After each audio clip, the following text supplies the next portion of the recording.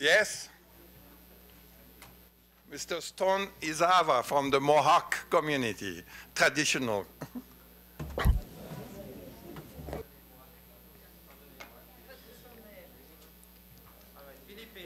Philippe d'abord. Oui, Philippe.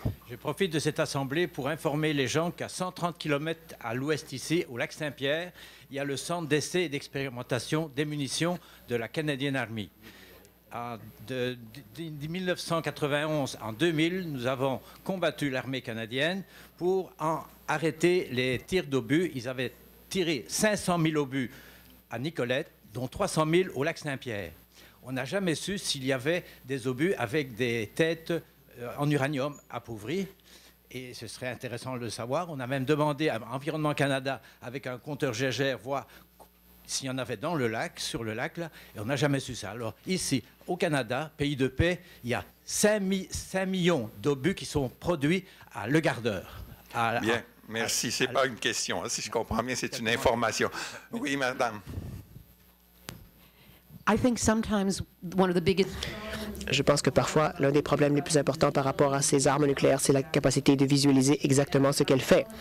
Et comme le symposium à la fin du février par le Dr Caldicott, alors, ce que l'on m'a présenté et ce que les gens trouveront très intéressant, c'est une présentation faite par M.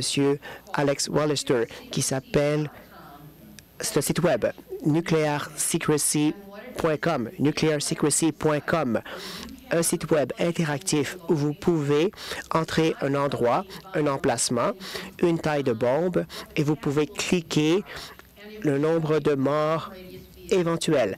Ça vous montrera le rayon d'explosion de toutes sortes de bombes, incluant la bombe de Nagasaki ou Hiroshima. Vous verrez le nombre de victimes potentielles, de blessés potentiels, et vous verrez le rayon de l'explosion de la bombe. Je pense que c'est l'un des outils les plus puissants que nous ayons pour que les gens puissent visualiser, comprendre ce qui se passe en cas d'explosion d'une bombe nucléaire, pour que les gens aient une information, une image. Je pense que c'est important que les gens utilisent cet outil contre des gens qui sont parfois des psychopathes. Alors, encore une fois, c'est nuclearsecrecy.com, nuclearsecrecy.com. Vous pouvez également chercher sur Google Nuke Map, N-U-K-E Map. Dernière question. Dernière question.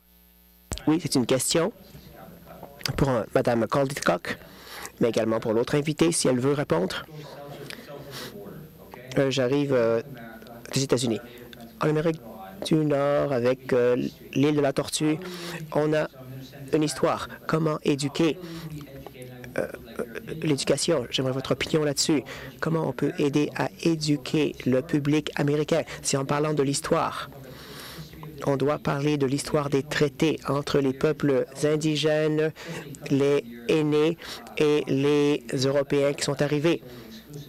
Pas seulement cela, bien sûr, mais si l'on peut présenter au public américain son histoire, le traité des deux wampum, alors est-ce que l'on pourra rejoindre le public américain en utilisant une stratégie média, mais avec l'éducation populaire, également avec l'éducation académique, de façon à présenter ces traités pour que l'on puisse comprendre. Est-ce que l'on peut rejoindre le public américain? Alors, je pense qu'on pourra changer beaucoup de choses. Merci. Alors, vous connaissez ce traité des deux wampum? Je peux expliquer peut-être? C'est un traité de non-interférence. Le traité des deux wampum est un traité de non-interférence.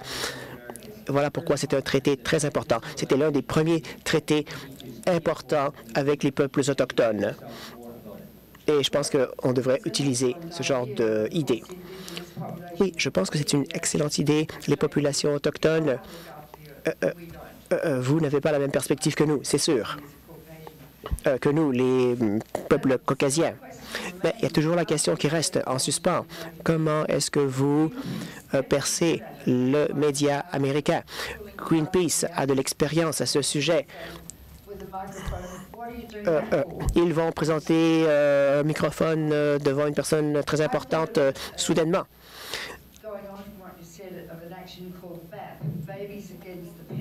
Ouais, il y a un groupe qui s'appelle Babies Against the Pentagon. et ils ont tenté de débattre des questions nucléaires. On a dit on devrait mettre des centaines de bébés devant le Sénat américain. Ce serait un symbole très fort. Et les sénateurs n'auraient pas le choix de voir qu'il y a ces bébés tout près d'eux. Alors, j'aimerais dire quelque chose d'un peu fou, mais c'est difficile de faire ce genre de choses de nos jours. Alors, quand il y avait des ordinateurs, quand les gens avaient peur de la guerre nucléaire, au Pentagone, ils ont dit ils ont perdu les ordinateurs pendant 8 mois. J'étais à une conférence avec Gorbatchev et Patch Adams, qui est un clown, Patch Adams. Il est allé au microphone. Il n'a pu obtenir l'attention des médias. C'était le point très important pourtant. Et j'ai dit à Hélène, et j'ai dit, je pense que tu aurais dû te déshabiller et faire quelque chose davantage parce que le média n'écoute pas.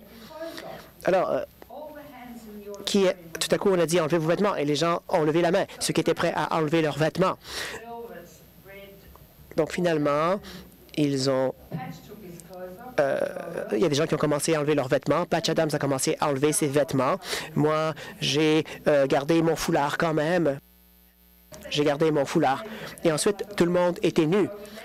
Alors, on les a lidés vers l'extérieur. On a commencé à marcher dans la rue et quelqu'un a commencé à chanter « Nudes, not nukes »,« Nus, mais sans nucléaire »,« Nus, mais sans nucléaire ».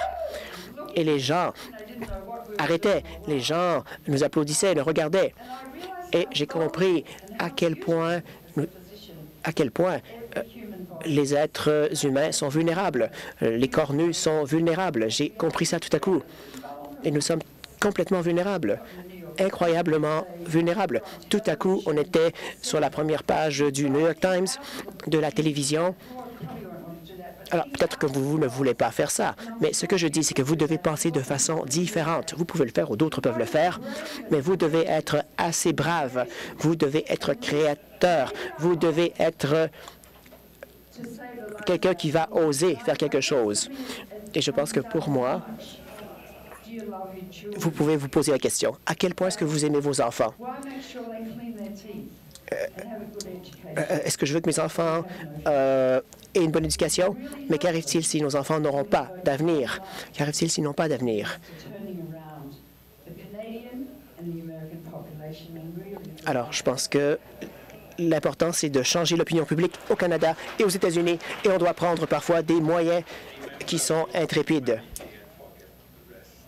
Oui, bien entendu. Rappelez-vous de votre humanité et vous pouvez oublier le reste. C'est ce que Einstein a dit. Merci. Et nous pouvons maintenant nous diriger vers les ateliers.